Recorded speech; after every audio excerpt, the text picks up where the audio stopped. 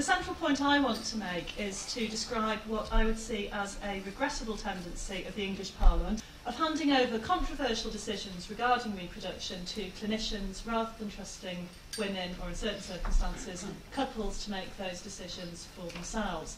If you look back to the late 1960s and the debates which preceded the introduction of the Abortion Act, you will see that they are debates which are predicated on a series of assumptions about the kind of woman who would seek to terminate a pregnancy. So we have desperate multi-child mothers with alcoholic husbands who are incapable of raising a child. We have selfish, immature, promiscuous teenagers who are incapable of raising a child. And in that context, and with that set of values, it's probably not surprising that Parliament took the decision to hand over the abortion decision to high-minded, responsible clinicians rather than to women. Now, as many of you will know, in practice, this has led to a very liberal access to abortion in this country. So you might be tempted to say, well, you know, why are you talking about this? Does it matter?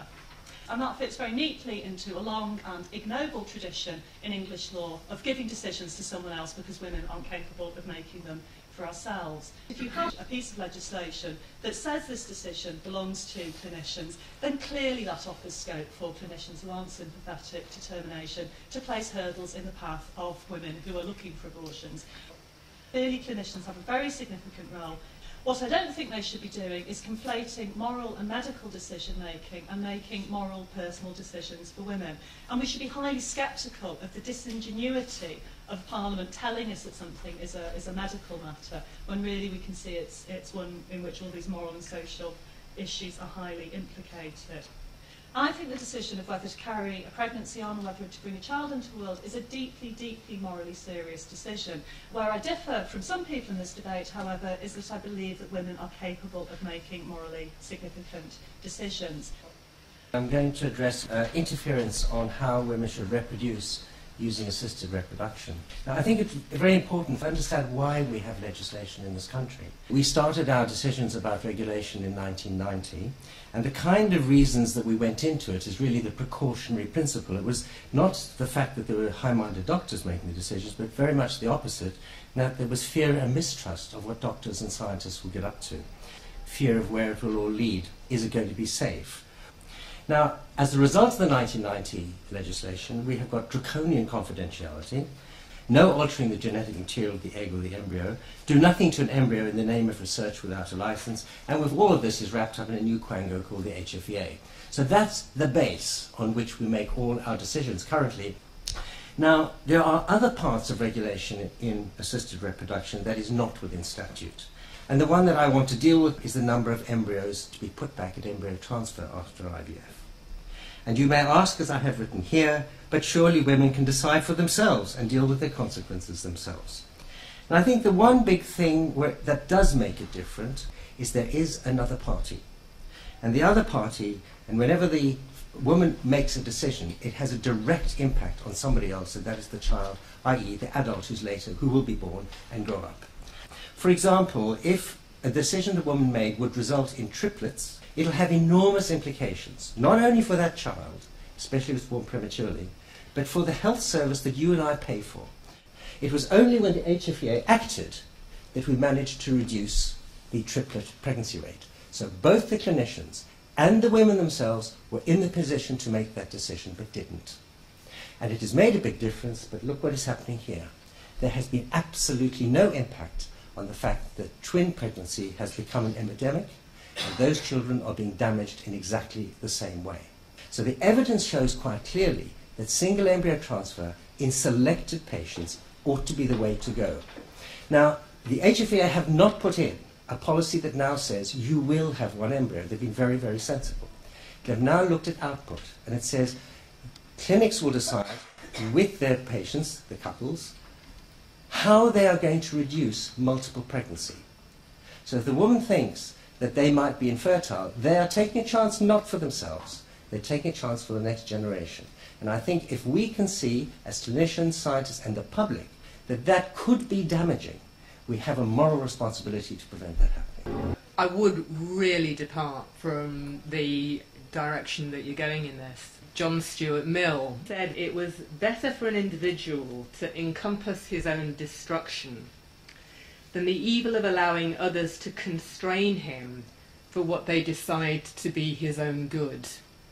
That's a view that I think cuts very much to the heart of what I think about the decisions that people should be in a position to make regarding their reproductive future.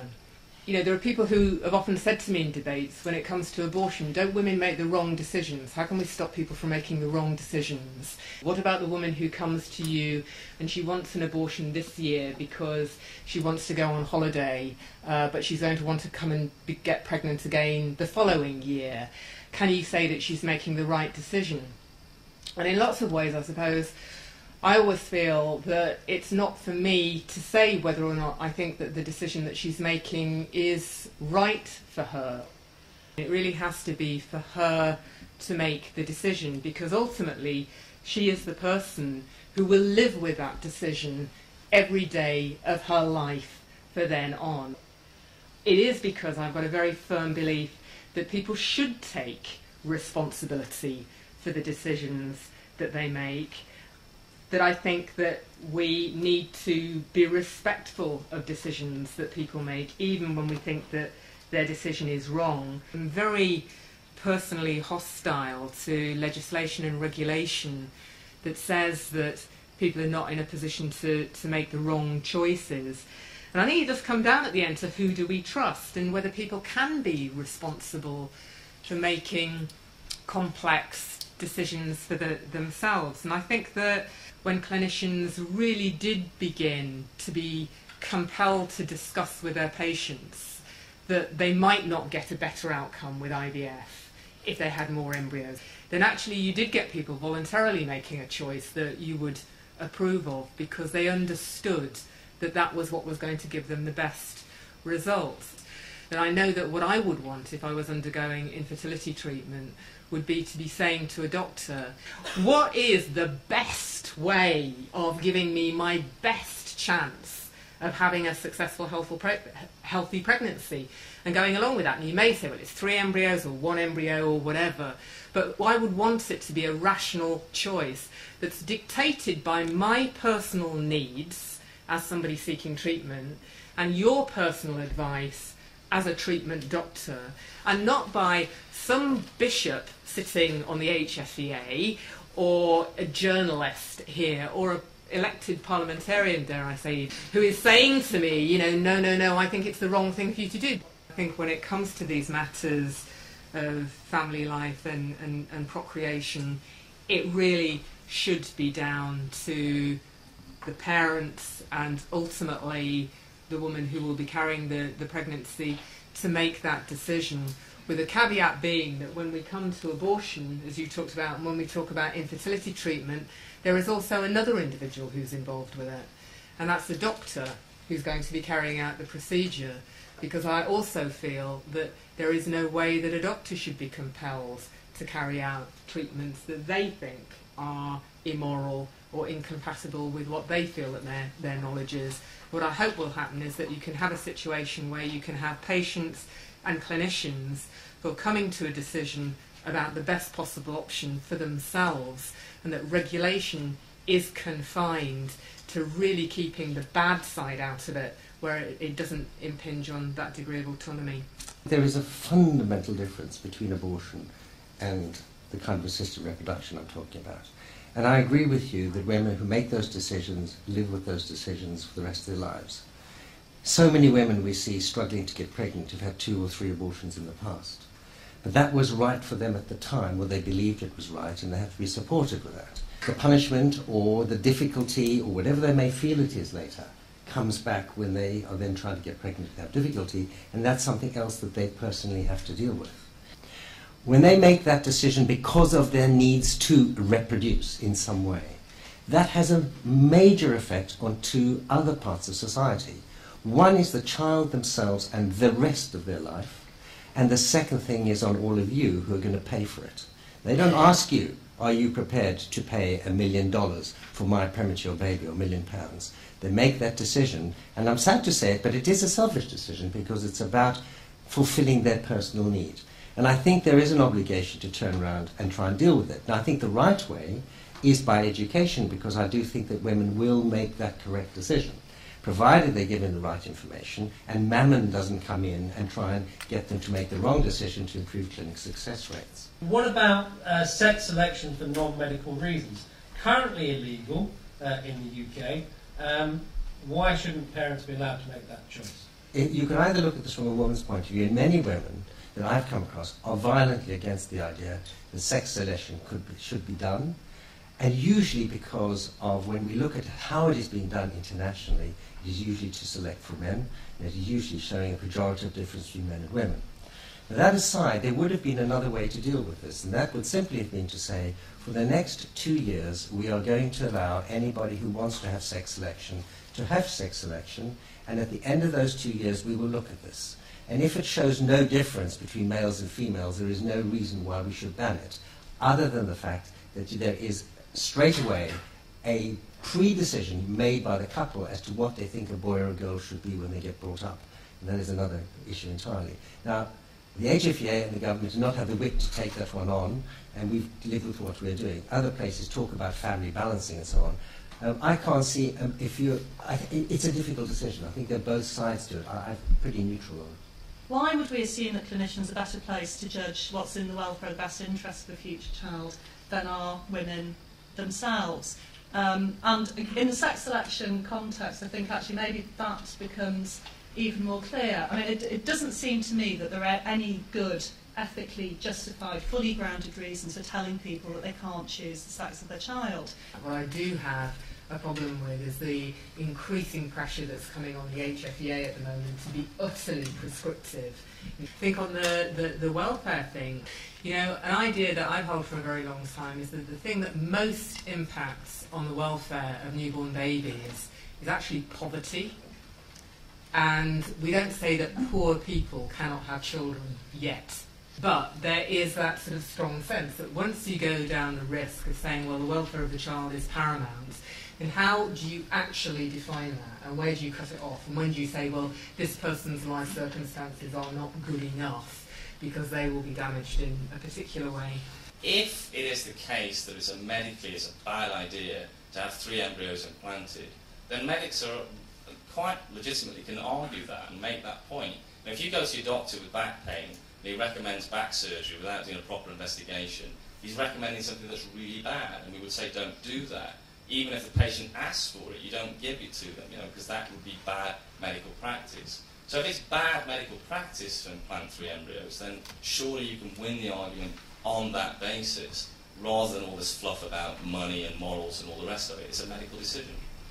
I think we're living in a very prescriptive society. What increasingly is beginning to happen is an undermining of any of our individual right to choose. And I heard you mention the phrase, it's a decision for a woman that affects the rest of her life. And I really worry about that as an argument for autonomy and choice. There's so much counseling involved in sexual decisions for women, morning after pill, abortion, fertility. And it really undermines the resilience of humans, the resilience of women, the fact that we can overcome a lot of situations, whether we choose to have a child or choose to abort. And I just think that it's really creating this image of frailty, that we need so much assistance. And then just one question is basically, can you have a child or choose to not have a child without morality even playing a role in it? It is possible for many women to take decisions about abortion that don't weigh particularly heavily on their conscience. I think that for some women it is a completely straightforward thing, and it is something that they just can move on from. And I do agree with you that there is a real problem in undermining the resilience of women to do that. When I said, though, that I thought that women should be charged with responsibility for the decision because they live with the effect of that decision, what I simply meant was that you are practically faced with either you have a child or you don't. That's going to be the effect of that decision, and it's a very stark reality. And the reason why I present it in that way is because I do think that it's possible for Peter the doctor, Evan the politician, I don't know, so-and-so the counsellor, to go home from their day job and walk away from it. Whereas for the woman who you've made the decision in relation to, she lives with it. In the 1990 Act, There was the decision that you could only have IVF if you were married. And it was won by one vote, if I remember. And part of the SOP was to say, okay, you can do it if you're not married, if you consider the welfare of the child. And that meant that, God, if they're not married, then that's not good for the child. And therefore we can put that in legislation. It wasn't from this very, I believe, appropriate way that every clinician, and I hope every parent thinks. And that is they're doing something where you have to consider the third party. No clinician is happy that it is enshrined in legislation. It is something that you ought to be doing automatically. It doesn't have a checklist next to it. But if you see a couple and you're really worried about, if they've got 3 children here and 7 children there and 2 that died in suspicious circumstances, and they say, I'd like IVF, what kind of a person are you to say, this doesn't sound right, what's going on here? I think it's wrong for a patient's interest to be trumped by a non-existent person, okay? We don't do that in any other sphere of medicine. And if you say, well, they might well exist, there's an argument that if you refuse treatment, then you're making that person never exist. It's probably better to be born into terrible circumstances or more difficult circumstances like poverty, as Anne said, than not to exist at all, if you're going to make that argument. It's clearly wrong, in my view, to say your parents are drug addicts or even worse, old or something, because we have a social services system. Finally, what upsets me is the fact that it should be Parliament that decides, and I should be over what happened when we had a cross-party series of amendments that would have modernised the abortion law, and I would have been happy to have been defeated in Parliament by the Pope by proxy or whoever. But what happened was that the government, the executive, told Parliament it wasn't allowed to debate this when it hasn't been debated since 1990, 1967. That's unacceptable in a democracy. There was one thing that you said that really struck me, and it was the fact that you think you can even put a price on a child's life, the fact that the £1 million or $1 million is even significant.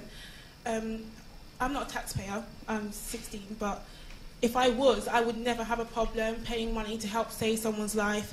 The issue would be more spending it to help kill people in wars or things like that. It should never be a case of how much money. If you're going to argue on the medical point of view, like someone said over there, that's one thing. But the thing you said is that the fourth person and saying that us taxpayers should have a say in something like that, and I think that's totally wrong, and you should never argue in that point. Okay. It's not about the fact that we are all paying for it, although we do, and that baby wasn't being salvaged for that reason. It was the fact that it cost so much for that child meant that child's future health care was going to be compromised. So it's not about that. Some clinicians need to be able to say, no, I will not do this because it is medically unsound to do it, and therefore I won't do it. If you want to go to somebody else who wants to be less sound, that is fine. And I think we also have a role in this equation. When we make decisions about having children, we don't do it simply by looking at our biological clock ticking away. Usually, the right bloke being somewhere in the picture is the biggest thing that drives us on this. But sorry, girls, absolute fact of life, if you meet the right bloke and you're 40, it's really hard.